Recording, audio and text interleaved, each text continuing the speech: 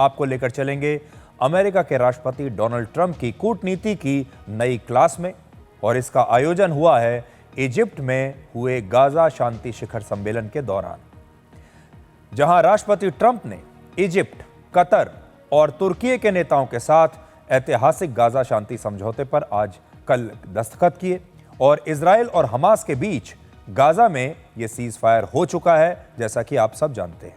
इसमें दुनिया भर के 20 से ज्यादा देशों के नेता पहुंचे, लेकिन यह शिखर सम्मेलन कम और ट्रंप की कूटनीति की क्लास ज्यादा लग रहा था।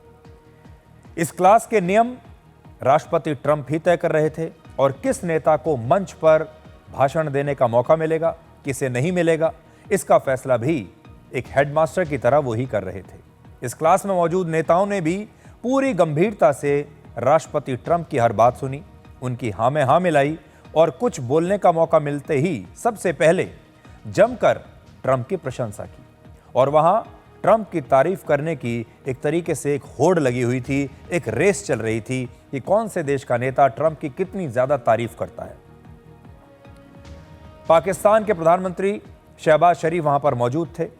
उन्होंने इस मौके का पूरा फायदा उठाया और अमेरिका के राष्ट्रपति की इतनी ज्यादा तारीफ की कि उसके बाद से ही लगातार उनकी चर्चा हो रही है, और लोग ये कह रहे हैं कि ये तारीफ कम और मक्खन ज्यादा लग रहा था। हो सकता है कि वो अमेरिका से पाकिस्तान के लिए शायद एक और लोन लेना चाहते हैं, और इसीलिए इतनी मक्खनबाजी हो रही है। ये तस्वीरें अपने आप में आपको सब कुछ बता देंगी कि शहबाज शरीफ डोनाल्ड ट्रंप को किस कदर खुश करने में लगे हुए हैं। वैसे ये पहला मौका है जब ये क्लास व्हाइट हाउस में नहीं, बल्कि अमेरिका से करीब 9000 किलोमीटर दूर इजिप्ट के शर्म अल शेख शहर में हुई। सबसे पहले आप वहां से आई इन तस्वीरों को देखिए।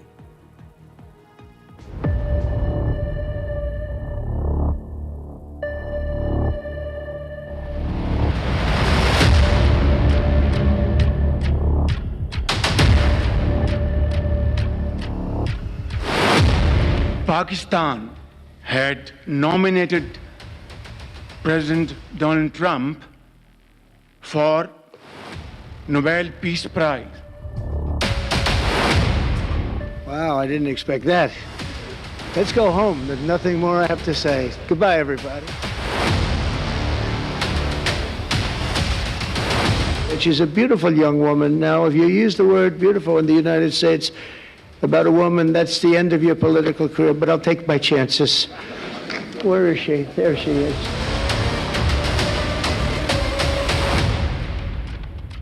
We have Norway. Oh, Norway. Oh, yeah, Norway. Where's Spain? Where's the United Kingdom? Where's our friend? Where? Come here. Is everything going good? Very good. That's very nice that you're here.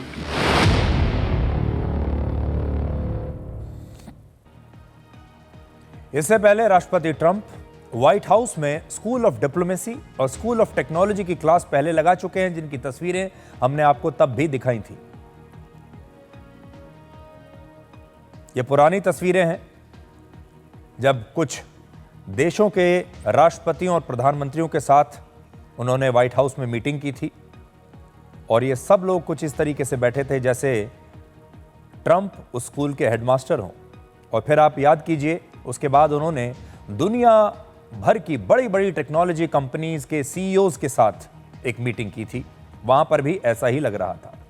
और 13 अक्टूबर को Egypt में Trump की कूटनीति की ये नई class शुरू हुई, जिसमें राष्ट्रपति ट्रंप के भाषण के दौरान कई दूसरे नेता मंच पर मौजूद थे। और इस क्लास में ट्रंप ने अपने भाषण की शुरुआत में ही पाकिस्तानी आर्मी चीफ असीम मुनीर की तारीफ की और उन्हें अपना पसंदीदा फील्ड मार्शल बताया। जनरल असीम मुनीर ट्रंप से रेयर अर्थ मिनरल्स की डील पहले ही कर चुके हैं और ट्रंप को नोबेल पुरस्कार के लिए भी नॉमिनेट कर चुके हैं। शायद इसीलिए ट्रंप अब जनरल असीम मुनीर को इतना पसंद करने लगे हैं। जबकि मंच पर ट्रंप के ठीक पीछे शहबाज शरीफ भी खड़े हुए थे, और इसके तुरंत बाद ट्रंप ने शहबाज शरीफ की तरफ मुड़कर उनसे भी कहा कि क्या वो वही बात बताना चाहेंगे जो उन्होंने पहले बताई थी। अब सोचिए, राष्ट्रपति ट्रंप ने शहबाज शरीफ के लिए अपना भाषण बीच में ही रोक दिया ताकि शहबाज शरीफ कुछ बोल सकें। और अब आप ट्रंप का वही बयान सुनिए जब वो कह रहे हैं बीच में बोलते बोलते कि क्या आप भी वो बात बताना चाहेंगे। देखिए। Prime Minister Sharif of Pakistan, and also I have to say my favorite field marshal from Pakistan, who's not here, but the Prime Minister is here, and you're going to give his regards. Where are you? There you go. Thank you very much. Do you want to say what you said to me the other day? Come. Would you like to say what you said the other day? I think it was so nice. Please. Thank you very much, my dear President Trump. और राष्ट्रपति Trump के साथ मंच पर Britain, Italy और Canada जैसे देशों के प्रधानमंत्री भी मौजूद थे। लेकिन ट्रंप ने इस क्लास में खुद के बाद, अपने बाद शहबाज शरीफ को बोलने का मौका दिया और ऐसा लगा मानो पहले से ही इसकी तैयारी हो चुकी थी। मंच पर शहबाज शरीफ जैसे ही माइक के पास पहुंचे, उनके सहयोगी ने कुछ कागज उनके सामने लाकर रख दिए और इसके बाद कूटनीति की क्लास का वो चैप्टर शुरू हुआ जिसके लिए एक शब्द को बार बार इस्तेमाल किया जा रहा है और वो शब्द है चाटुकारिता। इसे चाटुकारिता कह लीजिए, चमचागिरी कह लीजिए या फिर मक्खन लगाना भी आप इसे कह सकते हैं। भाषण देने का मौका मिलते ही शहबाज शरीफ अगले 5 मिनट तक बिना रुके राष्ट्रपति ट्रंप की जमकर तारीफ करते रहे। ट्रंप को खुश करने के लिए शहबाज शरीफ ने उन्हें नोबेल शांति पुरस्कार का सबसे सच्चा और सबसे डिजर्विंग उम्मीदवार बताया। शहबाज शरीफ ने वहां ट्रंप की इतनी तारीफ की कि ये तारीफ कम और मक्खन ज्यादा लग रही थी और ये पाकिस्तान की नई कूटनीति है जिसे आप बटर डिप्लोमेसी भी कह सकते हैं। तो पहले पाकिस्तान ने पूरी दुनिया को आतंकवाद दिया और अब आज हम ये कहेंगे कि पाकिस्तान की सेना को और वहां की सरकार को अब मक्खन का उत्पादन शुरू कर देना चाहिए और पूरी दुनिया अब पाकिस्तान को आतंकवाद के बाद मक्खनबाजी के लिए याद करेगी। सबसे अच्छा मक्खन पाकिस्तान के आर्मी चीफ और पाकिस्तान के प्रधानमंत्री लगाते हैं। मक्खन लगाने में एक्सपर्ट है। आपको याद होगा व्हाइट हाउस में शहबाज शरीफ और असीम मुनीर दोनों ने ही मिलकर रेयर अर्थ मिनरल्स राष्ट्रपति ट्रंप को दिखाए थे एक सेल्समैन की तरह और तब भी उन्हें बड़ा मक्खन लगाया था। और इस बार इजिप्ट में शहबाज शरीफ अकेले थे लेकिन उन्होंने बटर डिप्लोमेसी करते हुए असीम मुनीर की कमी ट्रंप को महसूस नहीं होने दी। 13 अक्टूबर को जब शहबाज शरीफ ने राष्ट्रपति ट्रंप को एक बार फिर से नोबेल पीस प्राइज के लिए नॉमिनेट किया तो इस मौके पर उस समय इटली की प्रधानमंत्री जॉर्जिया मेलोनी के रिएक्शन की भी पूरी दुनिया में चर्चा हो रही है। उनका रिएक्शन देखिए। जॉर्जिया मेलोनी उसी मंच पर पीछे खड़े होकर अपने मुंह पर हाथ रखकर शहबाज शरीफ का बयान सुन रही थी और ऐसा लग रहा था मानो शहबाज शरीफ की बातें सुनकर उन्हें अपने कानों पर या तो यकीन नहीं हो रहा था या फिर वो अपनी हंसी को रोकने की कोशिश कर रही थी। लेकिन वो हैरान जरूर दिखाई दे रही थी कि किसी देश का प्रधानमंत्री क्या ऐसा बयान भी दे सकता है। अब आप शहबाज शरीफ का वही बयान सुनिए जिसमें उन्होंने राष्ट्रपति ट्रंप को नोबेल पुरस्कार के लिए नॉमिनेट करने की अपनी वजह बताई है। I would say that Pakistan had nominated President Donald Trump for Nobel Peace Prize for his outstanding, extraordinary contributions to first stop war between India and Pakistan and then achieve ceasefire. India and Pakistan are both nuclear powers. Had he not intervened along with his wonderful team, during those 4 days, the war could have escalated to a level. Who would have lived to tell what happened? तो इस मंच से शहबाज शरीफ ने हर वो बात कही जो Trump को पसंद है। हमारे देश में भी एक बड़ा मशहूर गाना है कि हम जो आपके दिल को पसंद हो हम वही बात कहेंगे और शहबाज शरीफ भी बिल्कुल वही बात कर रहे थे जो ट्रंप को पसंद है। राष्ट्रपति ट्रंप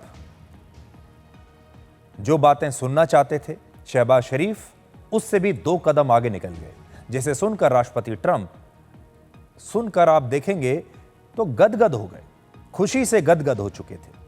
ट्रंप ने मजाक में कहा कि अब बताने के लिए कुछ बचा ही नहीं है और अब इस क्लास को खत्म करके सबको घर चले जाना चाहिए।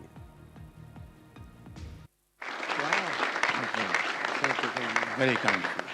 Thank you. Wow, I didn't expect that. Let's go home. There's nothing more I have to say. Goodbye, everybody. That was really beautiful and beautifully delivered. Wow, thank you very much. तो इस Gaza शांति शिखर सम्मेलन में सबसे बड़ा जो पाखंड है, सबसे बड़ा नाटक है, सबसे बड़ा जो ड्रामा है, वो पूरी दुनिया को शहबाज शरीफ ने किसी आर्टिस्ट की तरह दिखाया।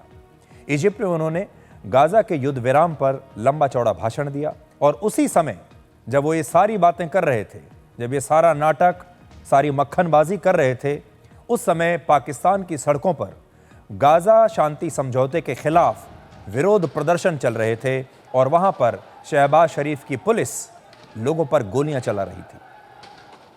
ये शहबाज शरीफ का डबल स्टैंडर्ड है, जिसमें वो शांति की बात करके अपनी छवि को चमकाने की कोशिश कर रहे हैं।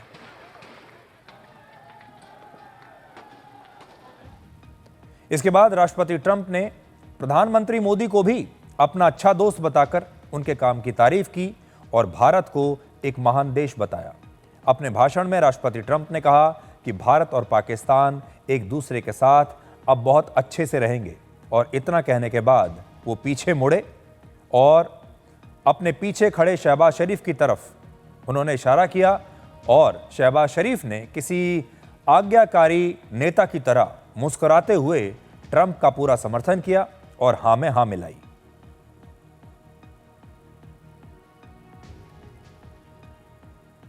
और यह सब कुछ दुनिया भर के कैमरों के सामने चल रहा था।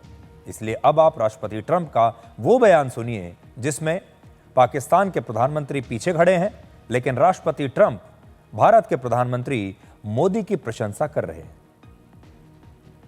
India is a great country with a very good friend of mine at the top, and he's just done a fantastic job. And I think that Pakistan and India are going to live very nicely together, right? That's not a very, they are. And they're two great, I tell you, leaders, great leaders as far as I'm concerned. तो इस मंच से आपने देखा Trump तो बेहद खुश हैं ही, क्योंकि दुनिया भर के नेताओं ने राष्ट्रपति ट्रंप की तारीफ की है। उन्होंने जो गाजा में शांति समझौता करवाया है उसका श्रेय आखिरकार राष्ट्रपति ट्रंप को अब दिया जा रहा है और साथ ही पाकिस्तान के जो प्रधानमंत्री हैं वो भी बेहद खुश यहाँ पर नजर आ रहे हैं। भारत ने गाजा शांति समझौते पर हुए इस दस्तखत का स्वागत किया है और प्रधानमंत्री मोदी को भी इस शिखर सम्मेलन में आने का न्योता दिया गया था, लेकिन प्रधानमंत्री मोदी यहां पर नहीं गए और उन्होंने अपने विशेष प्रतिनिधि के तौर पर विदेश राज्य मंत्री कीर्ति वर्धन सिंह को इस सम्मेलन में शामिल होने के लिए भेजा और उन्होंने वहां राष्ट्रपति ट्रंप से मुलाकात की भारत के प्रतिनिधि के तौर पर। तो प्रधानमंत्री मोदी नहीं गए और उन्होंने विदेश राज्य मंत्री को इस सम्मेलन में हिस्सा लेने के लिए, भारत का प्रतिनिधित्व करने के लिए भेजा है और ये रही वो तस्वीर आपके सामने। अब इजिप्ट में इस मंच से राष्ट्रपति ट्रंप ने गाजा में शांति का सारा श्रेय ले लिया और इस सीज फायर का श्रेय उन्हें मिलना भी चाहिए, पर अब भी ऐसे कई सवाल हैं जिनका जवाब दुनिया को नहीं मिल पाया है। शांति समझौता तो हो गया, लेकिन क्या शांति भी होगी और ये शांति कितने दिन तक रहेगी, ये एक बहुत बड़ा सवाल है। और कुछ सवाल ऐसे हैं जिनका इलाज, जिनका जवाब अभी किसी के पास नहीं है। जैसे एक सवाल सबके मन में है कि इसके बाद हमास का क्या होगा? क्या हमास पहले की तरह अपने पहले के चरित्र में रहते हुए वैसे ही रहेगा, उसका व्यवहार वैसा ही रहेगा जैसे पहले था? गाजा में अब किसका शासन चलेगा? असल में शांति समझौते के बाद हमास से यह कह देना चाहिए था कि अब हमास गाजा में प्रवेश ना करे, लेकिन सबसे बड़ा सवाल हमास को लेकर ही है कि अब हमास का क्या होगा, क्योंकि हमास अभी भी खत्म नहीं हुआ है। हमास ना आज खत्म हुआ है और हमास गाजा में वैसे ही सक्रिय है जैसा कि पहले था। इसलिए ये एक बहुत बड़ा सवाल है कि हमास इस शांति समझौते को आगे कितने दिनों तक चलने देना चाहता है।